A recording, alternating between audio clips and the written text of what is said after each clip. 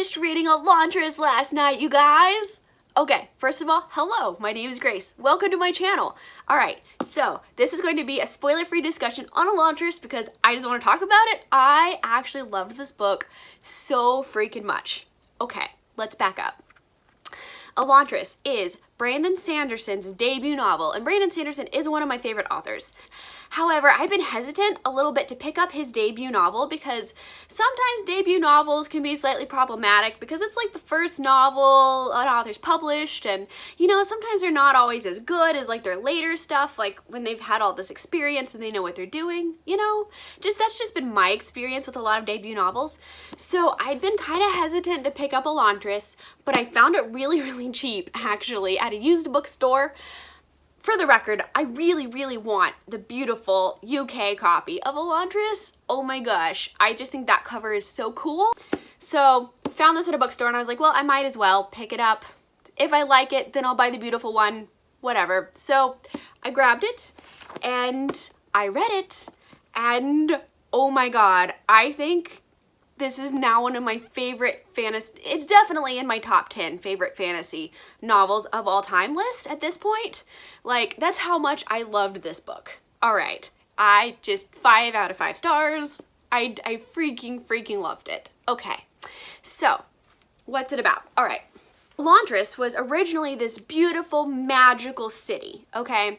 And it was thought to be the city of the gods, and everybody all these Elantrians who lived in Elantris were magic users, and they could draw these things in the air called aeons, and these aeons would, like, these magical symbols would like heal people and repair things and like do all this cool magical stuff.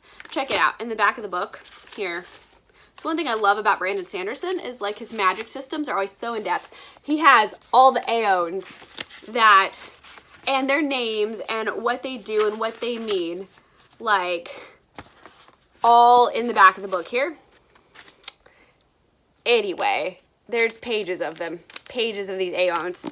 Anyway, so Elantris was this beautiful magical city full of these magical people, these aeons. Then one day it gets cursed. For some unknown reason, magic stops working.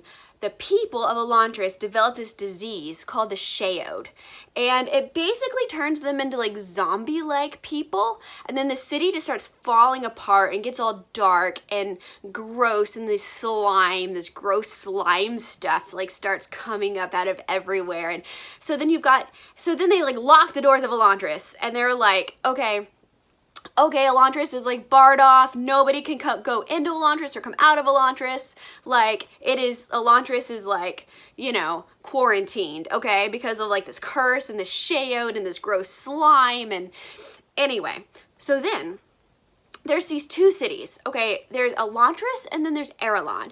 And it kind of reminds me of Gondor and Mordor because they're right next to each other. So like, you know, when you're in Gondor, you can kind of see over the wall into Mordor a little bit. You can kind of see what's going on over there. You can kind of see like Mount Doom in the distance and stuff, right?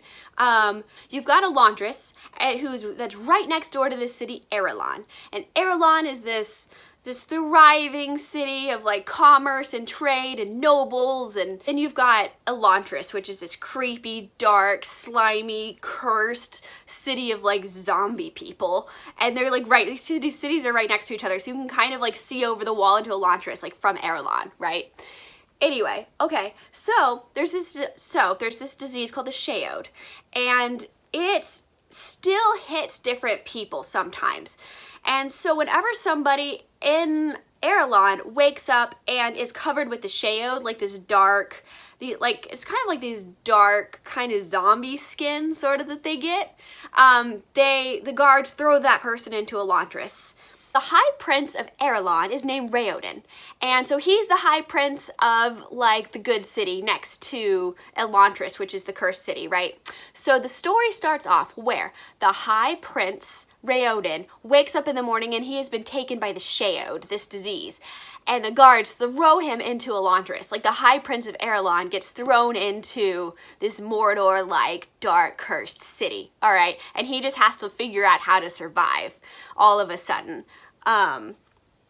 Okay, so he's like figuring out Elantris, and he figures out that there's all these different gangs in Elantris and all these gang leaders, and he just kind of has to learn the ropes of how to survive in Elantris and what the politics in Elantris actually look like, because there are people in Elantris, even though they're zombie-like people, but they have like conscious, most of them still have conscious thought, even though it's kind of twisted sometimes. So anyway, Raoden basically just has to survive Elantris, and I don't really want to give away too much of Raoden's plotline because it's super interesting. Just the things he does to survive Elantris is just super creative and interesting, and I love the way his brain works because he's like this he's a high prince. So Raoden is one of the main characters. He's like the main character. And then you have Serene. Serene was actually betrothed to Raoden. Serene is from the neighboring kingdom of Teod, and she was in a political marriage, a political betrothal to Raoden. And so she was on her way to be betrothed to Raoden when the Sheod hits Raoden and he gets thrown into Elantris. So Serene is there in Erelon, like wondering where Raoden is, and kind of, they're like, oh, well, he died. They just kind of tell her, oh, I guess he just died. And so she's like, but she doesn't really believe it. And so she kind of is looking for him a little bit, but she's also kind of trying to figure out politics of Erelon and how to survive in the politics of Erelon. And she meets a bunch of Raoden's old friends and kind of like joins his old original friend group with Kayine and Lukul and like all these guys that like were Raoden's like best friends, you know? And so she kind of teams up with them, and they go on plots and heists and like try and figure out just trying to figure out what's actually going on in Erelon and where the prince went and what happened. And now that Prince Raoden got thrown into Elantris, there's a whole bunch of political upheaval and stuff that happens in Erelon, obviously, right? Because like the high prince just disappears. Anyway, so Serene gets stuck in the middle of all of that, and then there's another main character named Wraithen. I think the H is silent. So it's spelled Hrathen, and I think the first H is silent. So I think it's Wraithen. Anyway, and he is like a high priest. And okay, I honestly got kind of confused about how the whole priest hierarchy works. So you've got Wyrn, who I believe is above Wraithen, giving Wraithen his orders. And then you've got Yadith, who is above Wyrn, and I never figured out if Yadith was like God, or if Yadith was just like the Pope, like the highest high of high priests, you know? So I never quite figured that out. We never even really saw Yadith, I don't think.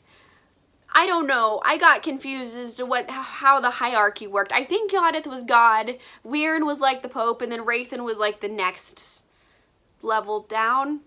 I don't know, but anyway, Wraithen is like a priest person, and basically he has been sent to Erelon by Wyrn, Wyrn, to convert Erelon to their religion. I don't remember the name of this thing. I don't remember the name of the religion, but Wraithen is supposed to convert all of Erelon, and he kind of uses Elantris and this cursed city to kind of like strike fear in the hearts of people and like, look at this curse and you need to convert and, you know, all this stuff. But anyway, and so like Wraithen starts working the politics of Erelon, and then Serene is working the politics of Erelon. So Wraithen and Serene start going head to head about how they're manipulating people in power and stuff like that, and it gets fun and interesting, just the way Wraithen and Serene just go at it, you know, political wise. It's so fun. And anyway, so those are the main characters, those are the main plot lines. I loved this book. There were so many beautiful little gems, especially in Raoden, the High Prince's plotline, and how he deals with Elantris and how he just deals with getting thrown into this Mordor-like city as a high prince, how he uses his intelligence, how he's not like defeated by the situation. He's like, okay, I'm gonna rise above this, I'm gonna figure this out. I love Raoden's attitude. Like there's so many beautiful gems in how Raoden handles himself in this really, really dark city of like zombies and slime. Like I just love Raoden as a character. Like he's just brilliant. He's a brilliant character. And I love Serene And I love her dedication to Raoden, even though like, even though it's a political arranged marriage.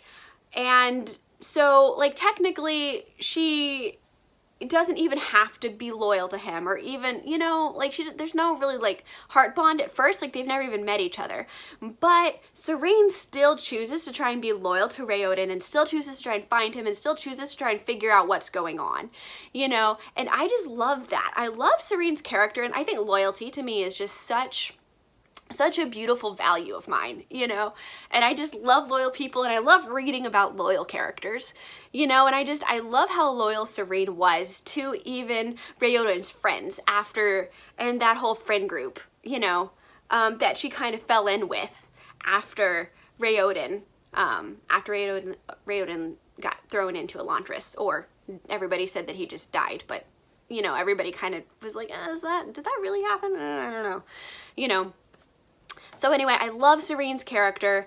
I think Elantris, again, is gonna be on my probably top favorite fantasy novels of all time at this point. Like, I absolutely freaking loved it. It was brilliant. It was brilliantly written. Hopefully that explains to you guys a little bit what Elantris is about. And a little bit of why I think it's just so beautiful and wonderful, and just, it's a beautiful, beautiful gem of a book. I would definitely say pick it up. Anyway, thank you so much for watching this video. I love you guys. Hit that like button for me. Also, if you haven't subscribed to my channel yet, hit that little subscribe button for me so that I can see more of your face and you can see more of my face, and that would just be awesome.